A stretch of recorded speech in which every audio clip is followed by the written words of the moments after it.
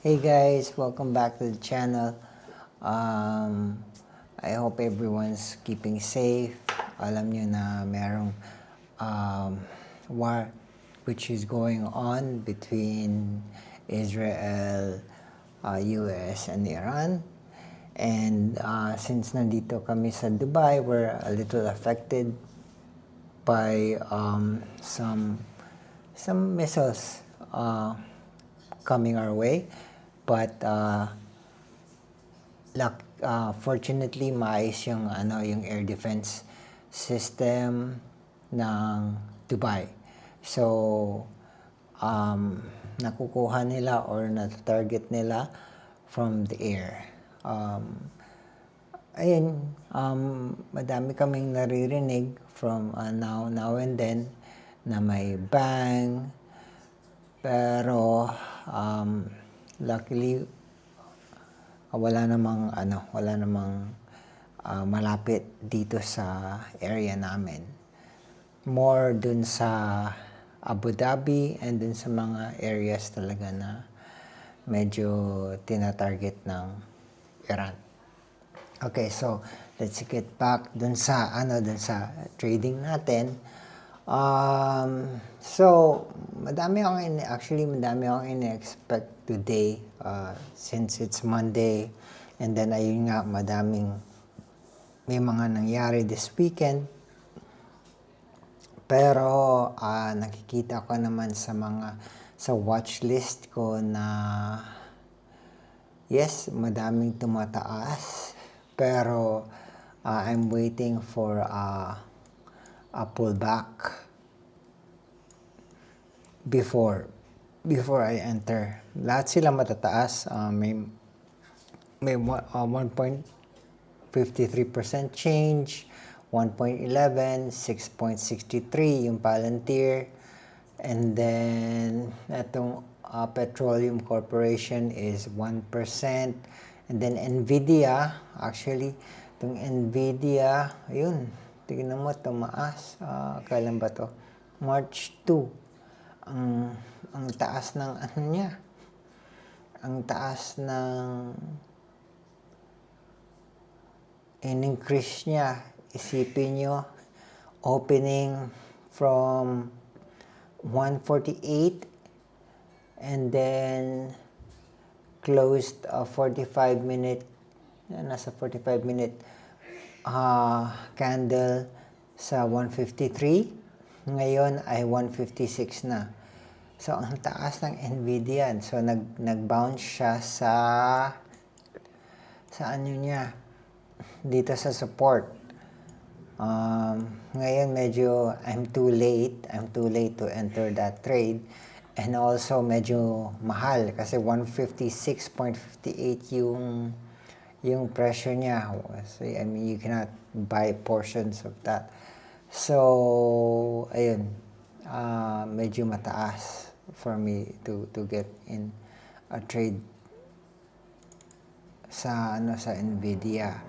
Ang tinrade ko ngayon ay itong AMPX, which is Amprius Technologies.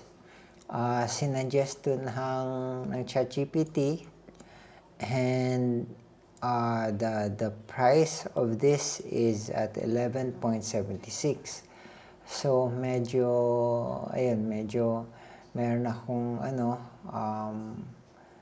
kaya kong kumuha ng shares, mas madaming shares for, let's say, my capital right now is, my available capital is $130.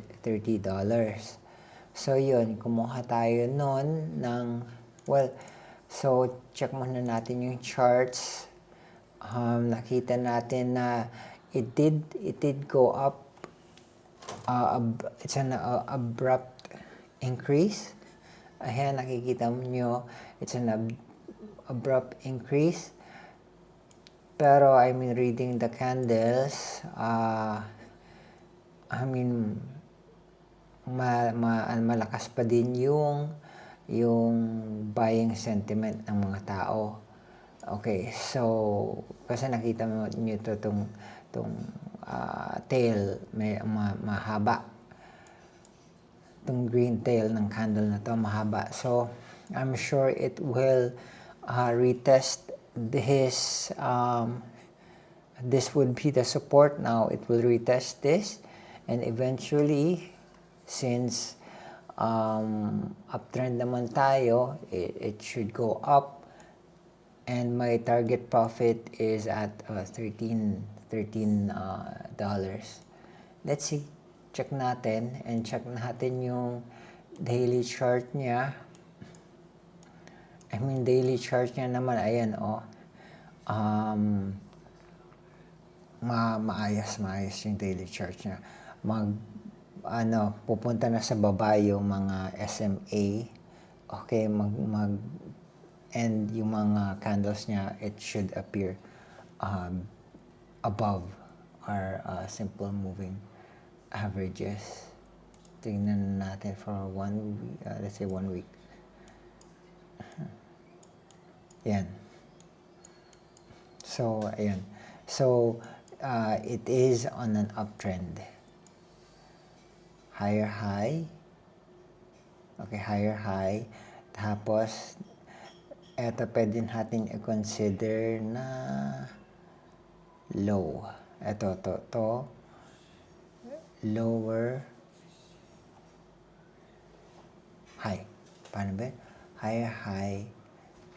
Lower highs. And then higher lows pala, higher lows. Higher highs and then higher lows. Ayan. So, hindi ko pa din memorized yan. So, ayun, check natin. Ngayon, let's see, kasi I'm trading through eToro. Medyo nasa negative ako, negative 1.42. And also, meron akong stop loss naman dyan. And the least or the most I can lose would be $10. And I think nag 1-to-1 risk-reward ratio. So, if I lose, it would be about $10 to $11. If I win, it would be around the same. So, yun. Tingnan natin for the next 2 to 3 days. Tingnan natin yung performance niya. And then, gusto ko lang din, meron din akong ina-eye na stock, which is our company, which is NIO. Okay, NIO is a Chinese EV manufacturer. Matagal ko na tong alam, and gusto kong mag-invest, and I think naka-invest ako dito ng konti. I think nasa magkano investment natin dito, nasa $200, sa $200, and medyo mababa siya ngayon, mapangit yung performance, pero I mean, nakita ko naman kasi yung fundamentals ng company, and I liked it. Okay, dapat nakikita nyo yung fundamentals and yung mission ng company. Tapos, if you think it's, something that will improve the life of people, then, it's a good buy.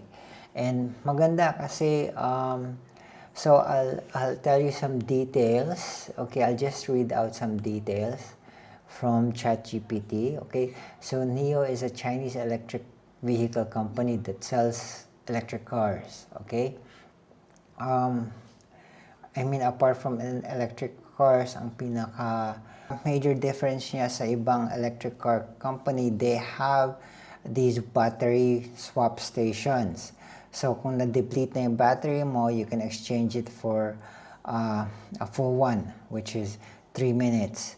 So, I guess, for example, after 42 kilometers, okay, naubos na yung battery mo, you don't have to stop and charge it for, let's say, 1 hour before you can continue your trip. So, pwede mong iswap yung battery mo for a new one. So, they said you can swap it in about 3 minutes. And so that's really nice. And also, what's happening recently is NIO reported on February 2026 deliveries of 20,797 vehicles, which is 57.6% year over year. So maganda ang performance nila. And ayun na nga, this is not I don't think this is a stock for for let's say swing trade, pero it's a good stock for long-term investment. Ngayon, ang stock is worth, let's see, okay, the stock is worth $4.69.